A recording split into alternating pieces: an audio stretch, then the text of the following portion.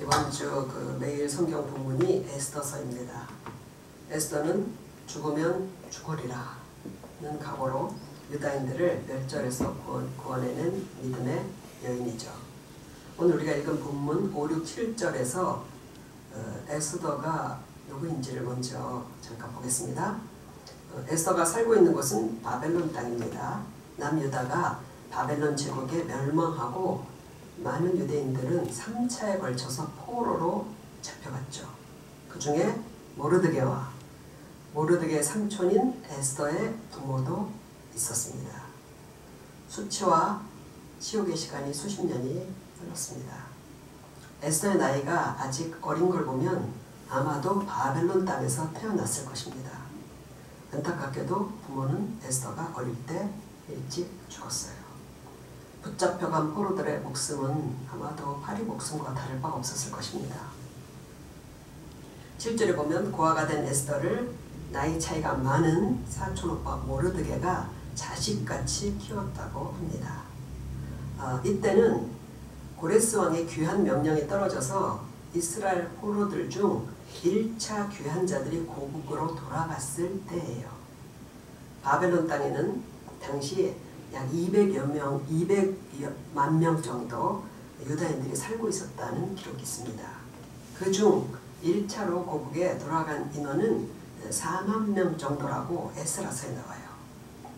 그러니까 사람들이 대부분 70년 세월 동안에 바벨론 땅에 완전히 정착을 한 것입니다. 여전히 해오로 남아있던 예루살렘으로 돌아가지 않은 것도 이해가 되죠. 생업도 바벨론에 있고 또 문명도시에 이미 길들여져 있었던 것입니다. 그리고 예루살렘으로 돌아간 귀환자들은 수룹바벨과 학개와 스가랴를 중심으로 아주 힘겹게 작은 성전을 완공해 놓은 시기였어요. 화려한 재건을 꿈꾸고 고국에 돌아왔지만 현실은 녹록지 않았다는 것이죠. 아직도 예루살렘 성벽은 재건되지 않고 폐허로 남아있는 상태였습니다.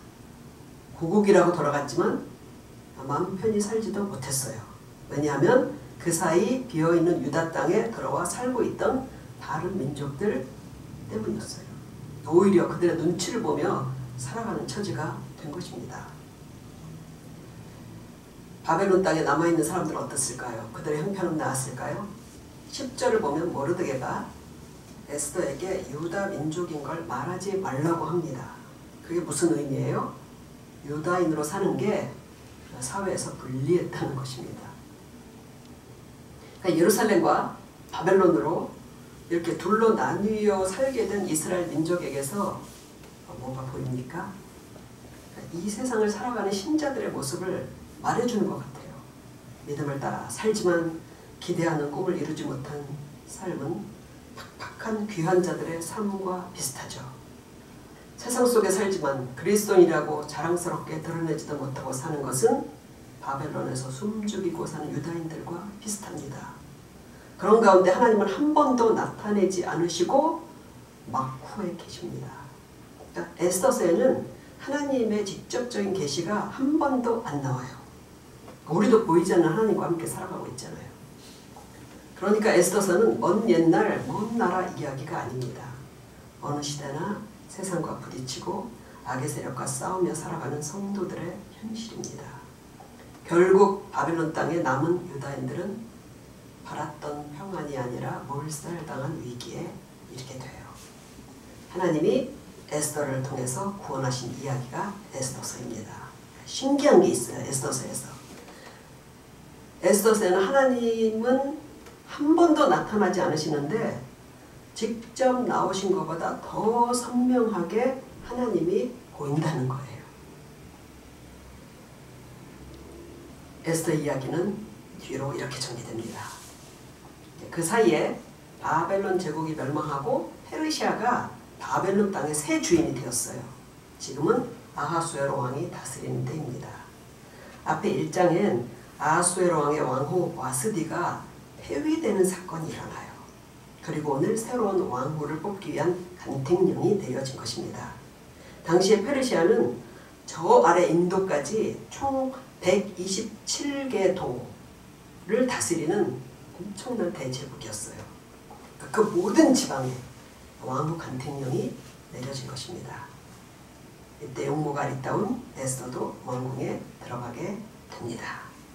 모르드게와 에스더가 어떤 그 야망을 갖고 왕후에 도전한 것 같진 않아요. 8절에 보면 이끌려가서라는 말이 자원했다는 뜻이 아니라 뽑혀서 갔다는 뜻이거든요. 여기까지 보면 흔한 포로 소녀의 정말 좀 가련한 인생사 아니겠습니까? 태어나 보니 남의 나라였고 포로의 딸이었고 인종차별도 당하고 부모는 일찍 돌아가셔서 사촌 오빠 손에 자라고 에스더의 소망은 아마도 평범한 남편을 만나서 소박한 가정을 꾸리고 아기를 키우며 살아가는 거였을 것 같아요. 대부분 그렇잖아요. 그죠? 그런데 원치 않게 궁으로 들어가게 된 것입니다.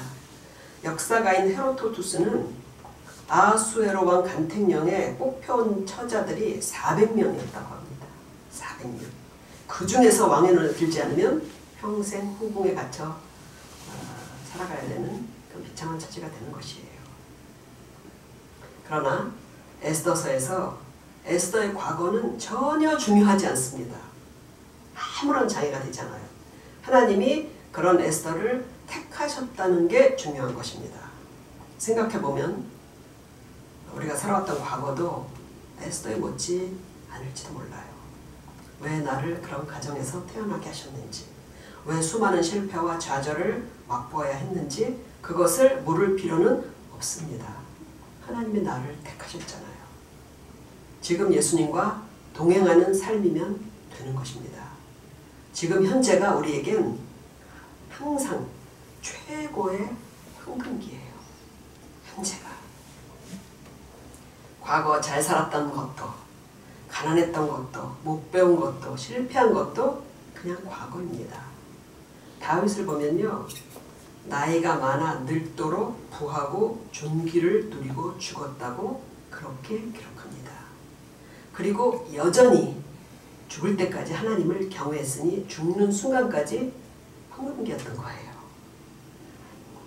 바울사도 역시 우리의 겉사람은 낡아지나 우리의 속사람은 날로 새로워진다고 했습니다. 제가 어제 운동을 하려고 집 주변을 이제 열심히 걷고 있었어요. 커브를 이제 딱 돌아가는데 보니까 이만한 반사경이 딱 나오더라고요. 거기에 제 모습이 딱 비치는데 제가 깜짝 놀랐어요. 제가 걷는데 너무 위풍당당한 거예요.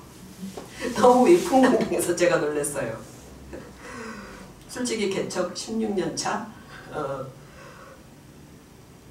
목사인데 걱정과 근심이 없다면 거짓말이겠죠. 근데 뭐가 그리 위풍당당한지 제 인생에 황금기 같더라고요. 진짜. 내가 살아온 인생들은 지난날로 다 묻어두시기 바랍니다. 예수님 안에서 살아가는 오늘이 내 최고의 날이에요. 요즘 선거운동이 시작됐잖아요. 그죠? 누가 대선 캠프에 합류하느냐, 그게 막 지대한 관심사더라고요. 우리가 예수님과 함께 주님 나라를 이루는 일에 참여하며 살아가는 것이 대선 캠프에 참여하는 것보다 못하지 않잖아요. 그렇죠? 열심히 하나님을 알고 믿음에 힘쓰고 교회를 위해 내가 할 수 있는 작은 봉사를 하고 내 평생에 누구를 꼭 전도해야 되겠다. 그렇게 명단을 적어두고 매일 기도하고 그런 우리의 매일이 얼마나 보람있고 흥미진진하고 새로운 삶이 되겠습니까? 하나님과 상관없는 세상은 떠들썩하지만 사실 훨씬 따분해요. 따분합니다. 마치 명절날 TV 프로그램은 요란한데 돌려보면 볼 건 하나도 없는 것과 비슷한 것이에요. 에스더는 과거와 상관없이 민족을 구하는 일에 뽑으셨고 우리는 다른 무언가를 위해 뽑으셨어요. 지금 좀 가난하고 병들고 원하는 대로 되지 않고 있어도 하나님은 분명히 우리를 위한 계획을 갖고 인도하고 계십니다. 하나님 방치하지 않으셔요. 나를 그 계획 속으로 인도하시며 정말 소리 없이 지원해 주십니다. 간택 경연에 들어간 에스더에게는 이제 무엇이 필요했습니까? 했을까요? 뭐 한 가지죠. 뭐 사람의 눈에 띄고 사랑스러워 보여야 되는 게 우선입니다. 127개 도에서 모인 미인들이라면 아마 미모는 비슷비슷했을 것 같아요. 다 출중하죠. 그죠? 하나님이 에스더가 보는 사람들을 마음에 들도록 역사하신다는 거예요. 9절에 보면 지원자들을 주관하는 헤게라는 내시의 눈에 에스더가 확 들어옵니다. 에스더가 사랑받을 만한 성품이었던 것 같아요. 그런데 그렇기 때문에 마음에 들었다면 시간이 필요했겠죠. 그걸 알아갔는데. 그런데 보는 즉시 호감을 가졌다는 거예요. 우리가 살아가면서 사람들의 친절과 호의를 받는다는 거 내가 그럴만해서만은 아닙니다. 하나님은 우리에게 필요하실 때 필요한 사람들의 마음을 감화해 주시는 거예요. 성경에서 그런 예들이 많이 나오잖아요. 야곱이 형 에서를 속여서 장자권을 뺐죠. 도망가서 20년 타향살이를 하고 그리웠던 고향으로 돌아가는데 형 에서가 그 소식을 듣고 400인을 거느리고 맞으러 나온다는 이야기를 듣게 됩니다. 환영하는 분위기는 아니죠. 그죠? 그래서 야곱이 정말 하나님의 바짓가랑이를 붙들고 늘어진 게 야복강 기도예요. 그 기도를 하고 형 에서를 만나러 갔을 때 어떻게 됐다고 합니까? 서로 입 맞추고 피차 울었다고 그래요. 원한을 가진 마음이 그렇게 하루아침에 바뀔 수 없잖아요. 그죠? 절대로 못 바뀝니다. 다윗이 왕국을 세울 때도 그랬어요. 성경은 그때를 이렇게 기록합니다. 역대상 12장 22절을 보면 그때 사람이 날마다 다윗에게로 돌아와서 돕고자 하매 큰 군대를 이루어 하나님의 군대와 같았더라. 그러니까 사울 왕조의 사람들이 자발적으로 다윗에게 나오게 하셨다는 거예요. 그러니까 무혈로 정권 이양이 이루어지게 된 것입니다. 우리가 하나님의 계획하시는 바를 하루하루 잘 따라갈 수 있도록 이렇게 기도하시기를 바랍니다. 하나님이 반드시 사람들을 감화하시고 돕는 손길도 보내주십니다. 저도 그렇게 소중한 성도님들을 한 명 한 명 보내주셔서 하나님께서 우리 교회에 대한 계획을 이렇게 이루어가고 있는 것이에요. 그럼 마지막으로 모르드게 역할도 중요해요. 11절 보면 모르드게가 날마다 후궁들 앞으로 왕래하며 에스더의 안부와 어떻게 될지를 알고자 하였더라. 그러니까 날마다라는 말에서 모르드게가 이 일에 얼마나 기대를 거는지 우리가 느낄 수가 있죠. 그죠? 우리는 지금 내가 할 수 있는 일에 날마다 성실하고 최선을 다해야 합니다. 잠언 27장 23절 말씀이에요.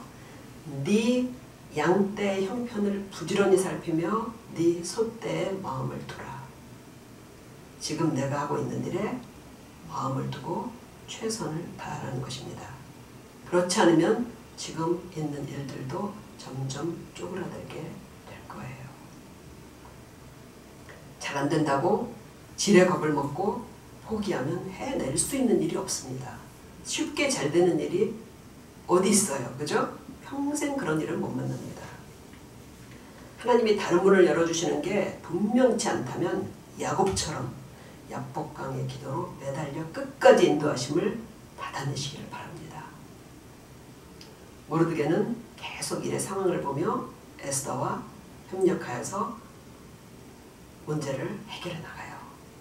그러니까 우리가 일이 돌아가는 것을 기도하면서 유심히 생각하면요, 이건 하나님이 움직이신다는 것을 느끼게 될 때가 옵니다. 그때 우리도 항상 같이 움직여야 돼요. 내가 할 일을 하나님이 대신 해주는 일은 없습니다. 내가 못할 일을 해주시는 것이지 내 일은 내가 해야 해요. 학생들은 공부하는 시간을 가져야 하나님이 지혜도 주시는 것입니다. 건강 회복을 위해서 기도하고 있다면 건강에 도움될 일을 해야 돼요. 지금 내가 하고 있는 일에 실력을 갖추고 성실히 최선을 다해야 하나님의 계획으로 우리가 안전하게 인도함을 받을 수가 있습니다. 어떤 유명한 연예인들을 가르치는 헬스클럽 관장이 있어요. 근데 매일 새벽마다 108배를 15년 동안 했다고 합니다. 15년간. 새벽마다 일어나서. 그런데 어떻게 이분이 처음 교회에 나가게 됐는지 아십니까? 그 집에 가사 도우미 여사님이 계셨다고 해요. 그런데 어느 날 우리 교회에서 새가족 초청 예배를 하니까 좀 와달라고 초대를 한 거예요. 그런데 이 이모님이 너무나 일을 잘해서 만약에 거절하면 안 나올까 봐 그래서 교회에 발을 들여놓은 것이 이분이 예수님을 믿게 된 계기가 되었더라고요. 그러니까 우리가 하는 일 중에 중요하지 않은 일이 하나도 없는 거예요. 잠언 22장 29절에서 말씀합니다. 네가 자기 일에 능숙한 사람을 보았느냐?